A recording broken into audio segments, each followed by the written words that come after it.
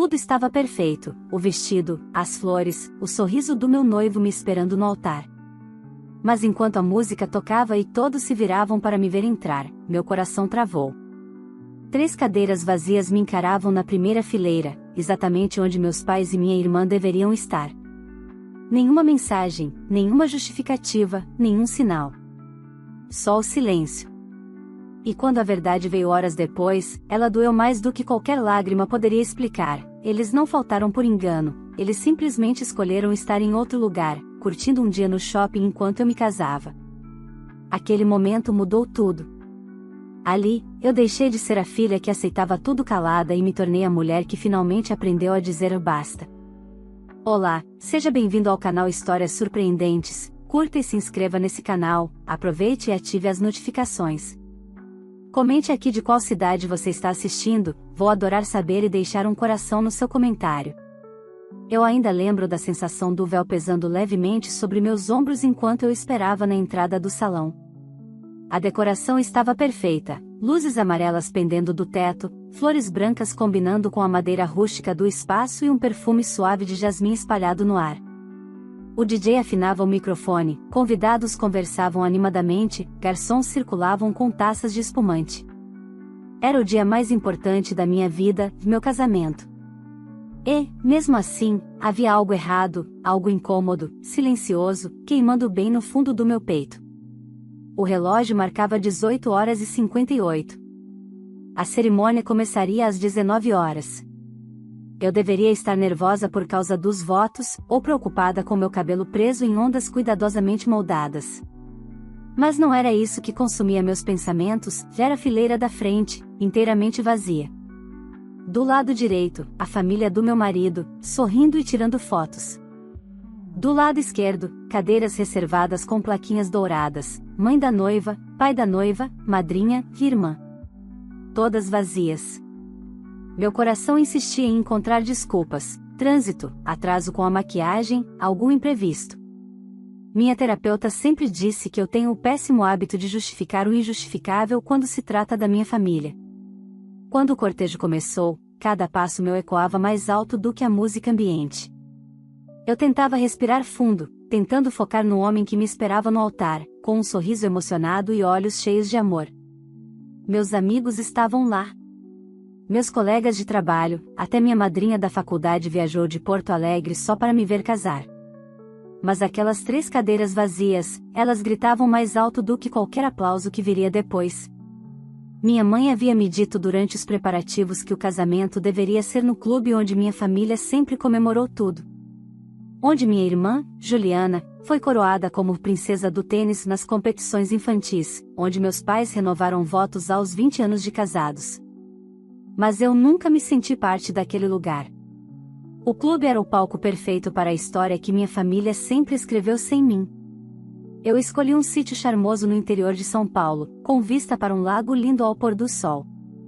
Meu sonho, meu dinheiro, minha decisão. E foi aí que tudo começou a desmoronar. A partir do dia em que anunciei o local, minha mãe começou a me evitar. Meu pai dizia que não queria pisar na terra para casar filha nenhuma, e Juliana, sempre tão doce com os outros e ácida comigo, me mandou um áudio dizendo que eu estava escolhendo ser diferente só para chamar atenção. Eu respirei fundo, engoli o choro e segui com a organização. Eles iriam entender, certo? No grande dia, não houve mensagem, ligação, nada. Apenas silêncio. Mas o silêncio deles nunca foi vazio. Ele carregava julgamento, desprezo, e, dessa vez, uma crueldade que eu jamais sonhei receber. A cerimônia foi linda, apesar do aperto no peito. Eu disse sim, troquei alianças e dancei com meus amigos. Mas quando cheguei na suíte do hotel, tirei os grampos do cabelo e peguei o celular, descobri a verdade. Não houve atraso, nem acidente, nem mal-entendido.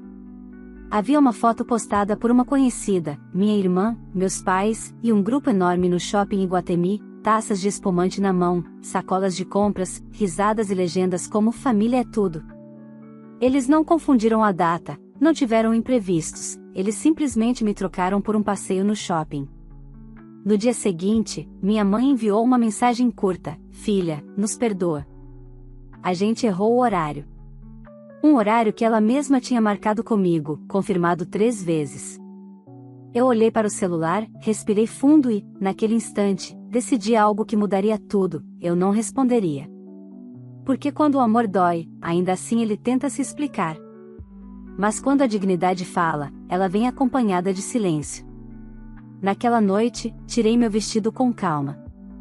Sentei na cama, olhei minha aliança e entendi: eu havia me casado não só com o homem da minha vida, mas com uma nova versão de mim, uma que não implora mais por presença, por migalhas de afeto, por reconhecimento. Eles perderam o direito de me ferir naquele instante. Mas o mundo deles ainda não sabia disso, e logo, muito logo, eles aprenderiam da forma mais dolorosa possível. Acordei no dia seguinte ainda com a maquiagem meio borrada, cabelo preso em grampos teimosos e aquela estranha mistura de alegria e mágoa presa no peito. Era meu primeiro dia oficialmente casada. Eu deveria estar rindo, revivendo mentalmente cada momento da noite anterior, mas a ausência deles era como uma sombra constante atrás de mim. Meu marido preparou café, trouxe pão na chapa e suco de laranja na bandeja. Ele tentou não tocar no assunto, respeitando meu silêncio, mas eu vi nos olhos dele a preocupação, a vontade de me proteger do que eu ainda não sabia lidar. Tentei agir normalmente. Tomei banho, tirei o spray de fixador do cabelo, encarei meu reflexo no espelho. Uma noiva no dia seguinte deveria estar radiante, e eu estava, só que ao lado do brilho, existia um vazio latejante. E foi nesse momento que meu celular vibrou. Primeiro, uma mensagem da minha mãe: "Bom dia, filha. Precisamos conversar." Depois, outra da minha irmã: "Não faz drama. A gente confundiu, acontece." E por último, uma ligação do meu pai, que eu deixei tocar até cair. Confundiram o quê, exatamente? A data que eles mesmos escolheram para confirmar comigo? O horário marcado no grupo da família, o convite impresso, o lembrete que minha mãe pediu para eu salvar no celular dela? Era tanta ousadia que eu senti raiva e pena ao mesmo tempo. Quase respondi, quase explodi. Mas lembrei do que prometi a mim mesma na noite anterior: silêncio. Saímos do hotel e fomos direto para casa. Minha sogra mandou flores, amigos enviaram fotos, vídeos, mensagens lindas. Era para eu estar vivendo a leveza desse momento. Mas não, minha família conseguiu, mesmo ausente, ocupar espaço demais. 2 dias depois, enquanto eu dobrava meu vestido para mandar à lavanderia, o telefone tocou de novo. Dessa vez, atendi. A voz do meu pai soou estranhamente tranquila, como se nada estivesse errado. "Então, seu casamento foi sábado, né? Pai, vocês sabiam disso." Minha voz saiu firme, sem tremor. Ele riu, um riso nervoso, que sempre usava para diminuir qualquer situação. "Filha, a gente se confundiu com o horário. Só isso. Não precisa dramatizar." Eu quase senti o chão sumir. Dramatizar? Minha família não aparecer no meu casamento era drama? Eu me calei, deixei que o silêncio respondesse. E então veio a frase que me tirou qualquer dúvida sobre minhas próximas decisões: "Já que estamos conversando, seu pai aqui tá precisando de uma ajuda. A conta de energia veio alta, e seu cunhado tá sem plano de celular. Consegue ver isso pra gente?" Eu não sei explicar o que senti primeiro: indignação, desgosto ou libertação. Eles não estavam arrependidos. Não havia culpa, dor ou reflexão. Apenas interesse. Engoli seco. Não. A palavra saiu pequena, mas pesada como uma tonelada. Meu pai ficou em silêncio. Pela primeira vez, ele não soube o que responder. E antes que ele tentasse argumentar, finalizei: "E mais uma coisa, vocês escolheram não estar lá. Agora, lidem com isso." Desliguei. Minhas mãos tremiam, mas meu coração estava firme.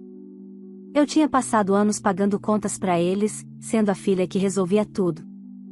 Desde que comecei a trabalhar, fui quem segurava as pontas, aluguel atrasado, mercado, plano de saúde, a famosa ajudinha para minha irmã Juliana manter o padrão que adorava exibir no Instagram. Mas ali, naquela ligação, eu cortei o fio. E quando a gente corta, dá medo, mas também dá força. Naquela noite, contei tudo ao meu marido. Ele apenas segurou minha mão e disse: agora começa a sua vida. Sua vida, não a deles. Respirei fundo e, pela primeira vez, senti que era verdade. Ainda doía, claro. Mas dor também é parto de recomeço. Mal sabia eu que naquele exato momento, enquanto eu me reconstruía em silêncio, minha família já estava se preparando para uma investida ainda mais baixa, e que o destino deles, assim como o meu, estava prestes a virar na marrã. A primeira semana após o casamento foi uma mistura de céu e tempestade. Eu vivia dois mundos ao mesmo tempo. De manhã, acordava ao lado do amor da minha vida, tomando café na nossa varanda, planejando a lua de mel tardia e sonhando com o futuro. À noite, porém, meu celular piscava com ligações perdidas, mensagens curtas, tentativas insistentes da minha família de retomar contato, sempre sem assumir culpa, sempre fingindo normalidade. Minha mãe mandava emojis de coração, como se isso curasse abandono. Meu pai mandava links de contas atrasadas no WhatsApp. E Juliana? Juliana fazia o pior tipo de provocação, indiferença orgulhosa. Postava stories no shopping, em cafés caros, com legendas tipo família em primeiro lugar, como se ela não tivesse ignorado o casamento da própria irmã. A cada notificação, eu respirava e ignorava. Não por vingança, mas porque eu finalmente entendia, responder era abrir a porta para a mesma velha dor. Era uma decisão entre sangrar ou cicatrizar, e pela primeira vez, eu escolhi cicatrizar. Mas ignorar não acabou com eles. Só provocou mais. No 8º dia após o casamento, meu telefone tocou. Era minha mãe. Eu quase deixei tocar, mas decidi atender, mais por curiosidade do que por paciência. Filha, ela começou com aquela voz ensaiada de coitada, que eu sei que você ficou chateada, mas tudo foi um mal-entendido. A gente jura que tentou chegar a tempo. Mãe, lhe interrompi, vocês estavam tirando foto tomando espumante no shopping. Não tenta me convencer de que esqueceram meu casamento. Você não esqueceu de checar o preço das bolsas, mas esqueceu da própria filha? Silêncio. Eu ouvi ela engolir seco. Então ela mudou a estratégia. Sua irmã está muito abalada com tudo isso, e ela continua sem celular. Você sabe como ela tá passando dificuldade. Eu ri. Foi involuntário, quase irônico. Você quer que eu compre outro celular para ela? Depois dela ter ignorado meu casamento para ir no shopping? Ela suspirou, exausta, e logo veio o discurso dramático: família é para apoiar nos momentos difíceis. Foi quando precisei respirar fundo e me lembrar, eu não era mais aquela filha que se dobrava. E eu fiquei sozinha no meu momento mais importante. Agora vocês lidam com a consequência disso. Minha mãe murmurou algo como você mudou, e dessa vez eu sorri. Eu cresci. É diferente. Desliguei antes que ela respondesse. Meu marido me abraçou, e eu senti pela primeira vez um alívio verdadeiro. Era o fechamento de um ciclo emocional. Mas claro, minha família não sabe perder. 2 dias depois, uma foto começou a circular no grupo distante da família, minha irmã, meus pais e alguns tios numa mesa de restaurante do shopping, sorrindo, brindando. E no meio da legenda, como se fosse uma facada calculada, estava escrito, celebrando os verdadeiros laços que importam. O sangue subiu. Não pela provocação, mas pela certeza de que aquilo era um recado para mim. Eu quase respondi. Quase escrevi algo ácido. Mas, antes que eu agisse por impulso, outra mensagem chegou, desta vez só pra mim: Mana, você tem que parar. A família tá revoltada com você. Todo mundo disse que você tá carregando mágoa demais. Cresce. Era da Juliana. A mesma que me ignorou. A mesma que esperava meu dinheiro todos os meses. A mesma que nunca fez nada além de gastar e posar como princesa. Eu senti algo dentro de mim mudar. Uma chama acendeu, não de vingança, mas de clareza. Aqueles anos todos, eles me viram como provedor, assistente, banco e pano de chão emocional. Eu nunca fui filha. Nunca fui irmã. Eu fui o recurso, e nada mais. Foi aí que decidi, eu ia olhar nos olhos deles. Ia ouvir, ia falar, e não ia tremer. Não para pedir desculpa. Não para reatar laços quebrados. Mas para deixar claro que o ciclo que começou no altar, com aquelas cadeiras vazias, tinha um destino, e esse destino não incluía mais submissão. Quando minha mãe sugeriu que a gente se encontrasse para conversar, eu aceitei. Não por eles, mas por mim. Porque às vezes, para virar a página, você precisa olhar a frase que te feriu pela última vez.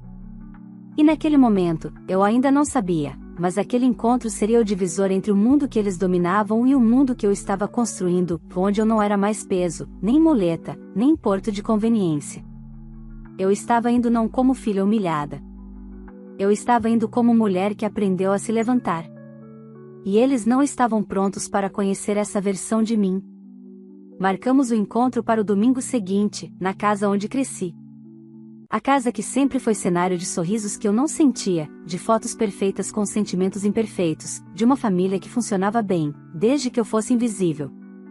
O portão de ferro estava como sempre, pintado recentemente, mas com ferrugens escondidas nas dobradiças, uma boa metáfora para tudo ali. Cheguei sem avisar a hora exata, porque eu sabia que, se avisasse, eles se preparariam como sempre, maquiagem emocional, roteiro ensaiado, fingimento polido. Eu queria a verdade, ou o mais próximo que eles conseguissem. Minha mãe apareceu na porta primeiro. Batom vermelho, cabelo preso num coque milimetricamente esticado, vestido de quem não aceita falhar nem quando está implorando. Meu pai estava no sofá, com a TV ligada no futebol, volume baixo, mas postura dura, com uma mistura de orgulho ferido e culpa mal administrada. Já Juliana, ela estava na mesa com o celular na mão, mesmo sem chip. Ela levantou os olhos e soltou um sorriso cínico que já me machucou por anos. Mas dessa vez, não fez nem cócegas. Silêncio. O tipo de silêncio que revela mais do que palavras. Você veio, minha mãe disse, como se fosse ela quem estivesse me fazendo um favor. Vim, respondi, sem sorrir. E eu quero ouvir o que vocês têm para dizer. Ela trocou um olhar com meu pai, buscando apoio, e então começou o discurso que eu já previa.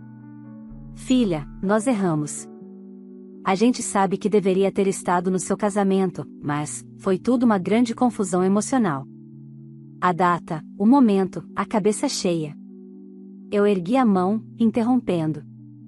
Mãe, vocês estavam no shopping. Eu vi as fotos. Confusão emocional não tem nada a ver com escolher taça de espumante enquanto sua filha está no altar. Ela congelou por um segundo, mas manteve o tom doce aflito. Não foi por maldade. A gente só estava chateado com essa distância que você criou. Você mudou muito, sabe? Depois que começou a conquistar as coisas, parece que esqueceu da família. Eu ri não alto, mas profundo, aquele riso que sai quando a gente finalmente percebe o quão absurdo tudo sempre foi. Esqueci? Eu paguei suas contas por anos.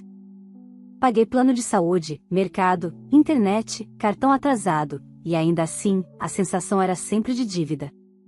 Vocês não perderam filha, vocês perderam benefício. Meu pai franziu o senho, enfim largando o silêncio. Não fala desse jeito. Família é para estar junto. Sempre esteve. Sempre esteve? Respirei fundo. Pai, vocês estiveram presentes em cada evento da Juliana, em cada vitória dela, em cada capricho. Mas quando eu precisava, vocês estavam olhando para ela. E quando eu finalmente construí minha vida, vocês me trocam por um passeio no shopping e ainda esperam que eu pague as contas depois. Dessa vez, não houve resposta imediata. Nem justificativa mal construída. Só um silêncio pesado, quase desconfortável. Até que Juliana resolveu abrir a boca. Ai, meu Deus, Mariana, para. Você sempre dramatiza tudo. A gente esqueceu, tá? Pronto. Não precisa fazer novela. A palavra esquecemos foi um tiro, mas eu já estava blindada. Esqueceu? Virei o corpo para ela. Você lembrou de postar foto brindando no shopping. Você lembrou de marcar localização e escrever família é tudo. Você lembrou de pedir dinheiro depois. Mas esqueceu do meu casamento? Não, Juliana. Você não esqueceu. Você escolheu. O sorriso dela desapareceu. Minha mãe tentou intervir, mas eu continuei, firme. Eu pedi esse encontro por um motivo. Não estou aqui para ouvir desculpas fabricadas ou culpar o destino. Estou aqui para dizer que eu parei. Parei de sustentar vocês. Parei de aceitar migalha emocional. Parei de tentar caber no espaço que nunca foi meu. Minha mãe arregalou os olhos, surpresa, como se nunca tivesse cogitado que eu pudesse me levantar. Mas e a família? Ela sussurrou, como se a palavra ainda tivesse poder sobre mim. Eu sorri desta vez pequeno, tranquilo, libertador. Família é quem aparece. Quem apoia. Quem respeita. E vocês, escolheram não estar lá. Levantei-me. Peguei minha bolsa. Meu pai tentou se mover, como se fosse me segurar, mas não conseguiu. Estava preso entre culpa e orgulho, e nenhum deles tinha força para agir. Quando cheguei até a porta, virei e disse a última frase que eu precisava dizer: vocês me perderam no dia em que decidiram que o shopping era mais importante do que o meu casamento.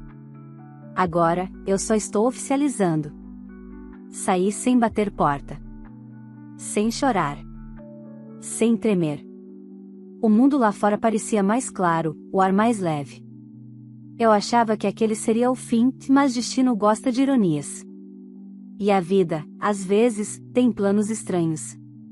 Eles ainda iam reaparecer. E quando voltassem, não seria por amor. Seria por necessidade e por consequência. Eu achava que aquele dia na casa deles seria o fim. Que depois de finalmente dizer tudo que eu guardei por uma vida inteira, cada um seguiria seu caminho. Mas existe algo curioso sobre pessoas que nunca assumem responsabilidade, elas não desaparecem quando você se liberta. Elas voltam quando precisam, e quando o mundo começa a cobrar o que, antes, você pagava em silêncio. As semanas passaram. Minha vida seguiu, limpa, leve, silenciosa.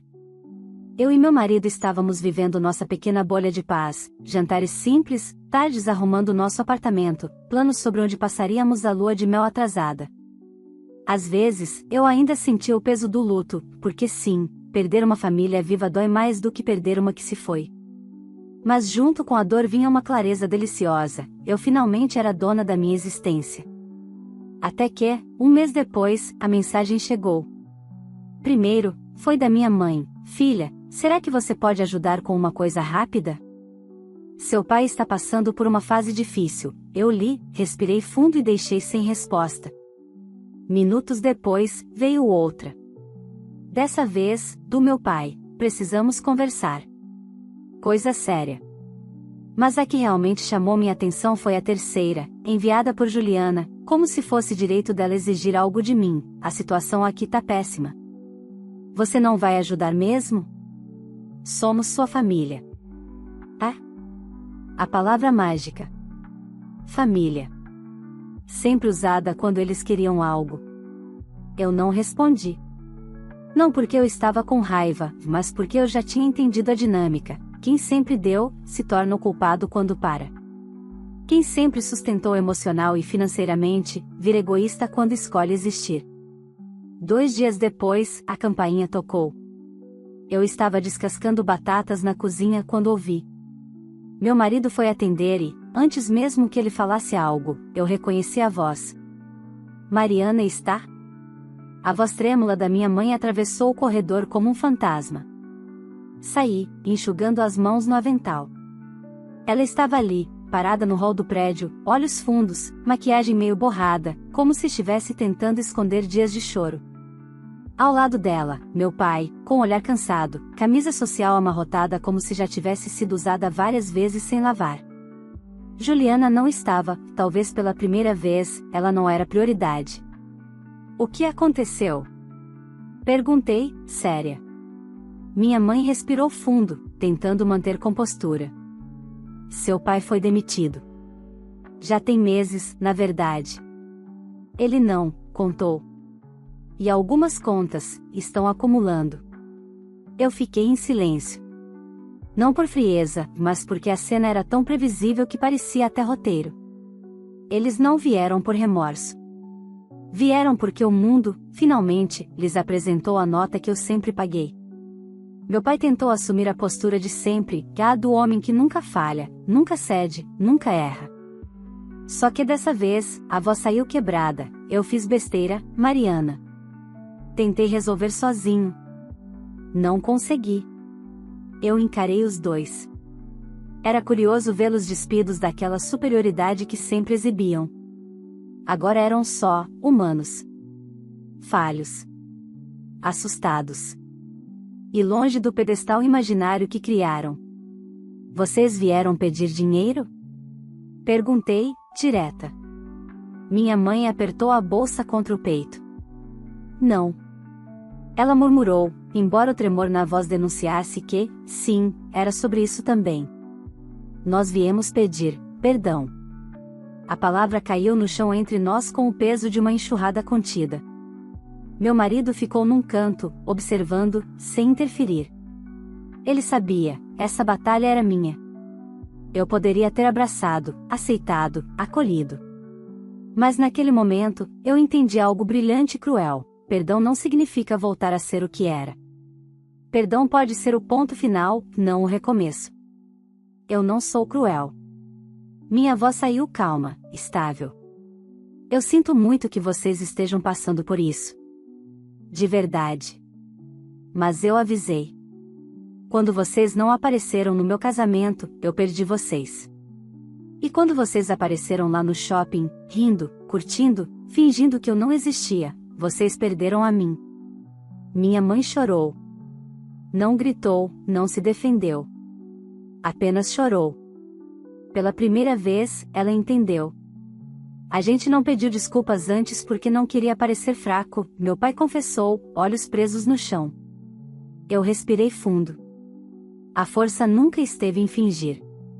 A força estaria em ter estado lá por mim. Silêncio de novo. Dessa vez, não doía. Eu posso ajudar com orientação, se vocês precisarem, continuei.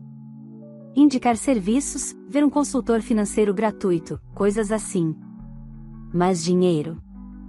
Não. Isso terminou. Meu pai fechou os olhos, como quem aceita um veredito inevitável. Tudo bem, ele disse, baixinho. Era nós que tínhamos que ouvir isso. Não você que tinha que voltar atrás. E naquele instante, algo aconteceu. Não reconciliação, mas reconhecimento. Eles finalmente viram quem eu era, e quem eles tinham sido comigo. Antes de ir embora, minha mãe segurou minha mão e perguntou com voz quase infantil: você acha que um dia, a gente pode sentar à mesa como família? Eu pensei, e pela primeira vez, respondi sem dor, sem raiva, apenas verdade, talvez. Mas se acontecer, não será porque vocês precisam de mim. Será porque vocês aprenderam a me enxergar. Eles foram embora sem mais uma palavra. E quando a porta fechou, eu percebi que aquele não era um fim amargo, era um começo limpo. Eles finalmente estavam vivendo a consequência. E eu, pela primeira vez, estava vivendo minha liberdade sem culpa. Mas o destino, esse sempre gosta de testar certezas. E antes que eu pudesse me acomodar na paz recém-conquistada, um convite inesperado surgiria, não deles, mas da vida, que colocaria à prova tudo que eu achava ter superado. Eu realmente achei que aquela porta fechada simbolizava o fim. Que daquele ponto em diante, cada um seguiria sua vida, e o único vínculo restante seria o silêncio confortável entre quem um dia se importou demais e quem nunca soube valorizar. E, por um tempo, foi assim. Tranquilo. Quase calmo demais. Eu me acostumei à leveza de não carregar ninguém nas costas. A paz de não ser sugada para um buraco emocional sempre faminto. Mas família, mesmo quando quebrada, raramente fica sumida por muito tempo. Passaram-se algumas semanas. Eu e meu marido seguimos nossa rotina, planejando nossa viagem para Gramado, escolhendo móveis novos para a sala, construindo memórias pequenas, porém sólidas. Até que, numa tarde de sexta-feira, enquanto eu folheava receitas de bolos em um livro antigo que minha avó havia me dado, o interfone tocou. Mariana? Tem 3 pessoas aqui, dizendo que são sua família. Meu coração bateu uma vez, pesado. Depois, firme. Não era surpresa, mas era cedo. Achei que demoraria mais. Suspirei e autorizei a entrada. Não porque precisava vê-los, mas porque parte de mim queria observar quem eles eram agora que as máscaras tinham caído de vez. Quando abriram a porta do meu apartamento, vi uma cena que jamais imaginei. Minha mãe segurava uma sacola de compras, mas não era uma bolsa chique ou presente caro. Era uma sacola de mercado, com alho, cebola, macarrão, molho de tomate, cheiro verde. Minha irmã, Juliana, carregava uma travessa de vidro embrulhada em pano de prato, lasanha. Meu pai estava de mãos vazias, mas com uma postura nova, quase humilde, como se tivesse deixado na portaria o peso do orgulho que sempre vestiu como armadura. Eles entraram devagar. Não como donos do espaço, mas como quem sabe que está pisando em terreno que não mais lhe pertence por direito automático. A gente, minha mãe começou, quase tropeçando nas próprias palavras, veio cozinhar para você. Por um segundo, eu só fiquei parada, absorvendo. A mulher que sempre exigiu ser servida estava ali, trazendo ingredientes para cozinhar na minha casa. Não como tradição familiar, mas como pedido silencioso de segunda chance. A gente não quer nada, meu pai completou, como se precisasse reforçar. Só estar aqui. Se você permitir. Não havia chantagem. Não havia cobrança. Pela primeira vez, havia humildade. Meu marido, quieto, apenas sorriu para mim e concordou, como quem dizia, a decisão ainda é sua. Eu respirei fundo e dei um passo para o lado, abrindo passagem. Eles entraram na cozinha meio desajeitados, como estranhos que aprenderam a ser pequenos onde antes eram gigantes.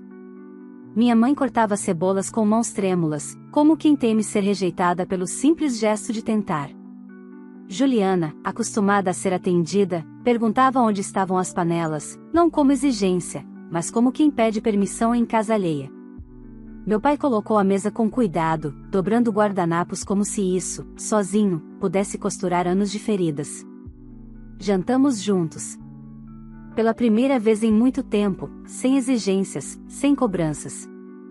Eles perguntaram do casamento, não para justificar a ausência, mas para conhecer o que perderam. Meu pai perguntou quem me levou até o altar. Minha mãe queria saber a música da nossa primeira dança. Juliana, surpreendentemente, não competiu.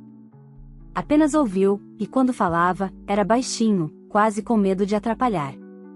Depois do jantar, minha mãe insistiu em lavar a louça. Juliana secou. Meu pai jogou o lixo fora. Ninguém pedia nada. Ninguém insinuava, cobrava, manipulava. E quando terminaram, ficaram ali na porta, esperando uma reação que não sabiam nomear. Eu não prometi nada. Não ofereci tudo. Apenas disse, podemos repetir isso. Com calma. Sem pressa. Sem dívida. Minha mãe chorou, mas não me abraçou à força. Juliana concordou, sem ironia. Meu pai respirou fundo, e dessa vez, não era culpa, era alívio. Eles saíram. E o silêncio que ficou na casa não era vazio. Era promessa.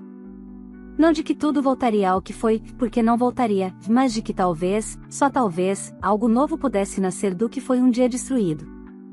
Na manhã seguinte, recebi 2 mensagens. A primeira, de minha mãe, uma foto de um porta-retratos na sala deles, com uma foto minha e do meu marido no altar. Só nós 2. Sem eles. E isso, por um segundo, valeu mais do que qualquer pedido de desculpas. A segunda, de Juliana, arrumei um emprego. Não é muito, mas é meu. E pela primeira vez, eu sorri ao ler algo vindo dela. A gente fala muito sobre finais felizes como se fossem sempre reconciliações mágicas ou castigos perfeitos. Mas a verdade é que, às vezes, o final feliz é simplesmente paz. Distância saudável. Respeito conquistado. Amor próprio intacto.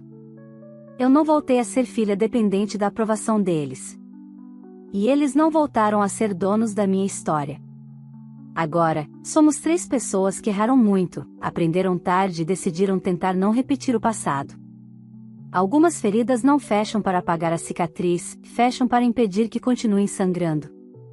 E, no fim, essa é minha vitória. Eu não perdi minha família, eu perdi a versão deles que me machucava. E encontrei a mim mesma no processo. E isso, para mim, é o verdadeiro final feliz. Quando a gente escolhe a própria paz, o mundo tenta chamar isso de egoísmo. Mas às vezes, o verdadeiro amor próprio começa no silêncio e na coragem de dizer basta. E agora eu quero saber de você, no meu lugar, você teria feito o mesmo? Teria cortado relações até que sua família aprendesse a te valorizar de verdade? Se essa história tocou você, não esquece, curte esse vídeo, porque seu like mostra pro YouTube que mais pessoas precisam ouvir histórias como essa. Também se inscreve no canal e ativa o sininho para não perder as próximas histórias. Tem sempre uma reflexão forte e uma reviravolta que faz a gente pensar sobre vida, escolhas e dignidade. E claro, compartilhe esse vídeo com alguém que você sabe que merece ouvir essa mensagem. Às vezes, uma única história pode ajudar alguém a encontrar força para se levantar também. Antes de ir, comenta aqui embaixo, de qual cidade você está assistindo. E me conta, você teria coragem de agir como essa filha? Vou estar de olho nos comentários e prometo deixar um coração nos que responderem.